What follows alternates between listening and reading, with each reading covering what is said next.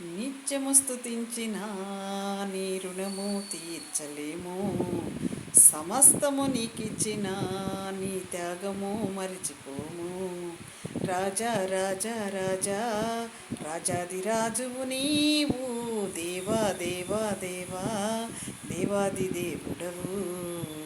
అవును కదండి, నిత్యము స్తుతించాలన్నదే బైబిల్ గ్రంథం చెప్తుంది. నిత్యము స్తుతించడానికి మనం ఇంకే పని చేసుకోకూడదా? ఉద్యోగాలు చేయకూడదా? దేవుడి దగ్గర కూర్చుంటే మనకెలా జరుగుబాటు అనుకునే వాళ్ళు చాలామంది ఉన్నారు. వాళ్ళకే వీడియో చెప్తున్నాను.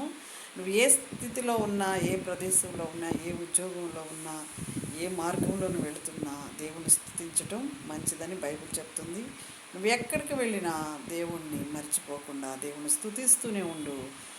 దావీదుని ఎక్కించినట్టుగా, సింహాసనం మీద కూర్చోబెట్టినట్టుగా ఒకరోజు నీ స్తుతులు దేవుడు అందనంత ఎత్తుకి నిన్ను ఎక్కించి అనేక మంది ఎదుట నిన్ను కీర్తి ప్రతిష్టలతో నిలబెడతాడు. నిత్యము స్తుతించండి. ఏ స్థితిలో ఉన్నా నువ్వు స్తుతించాల్సిందే. హల్లెలూయా. సబ్స్క్రైబ్ చేయండి.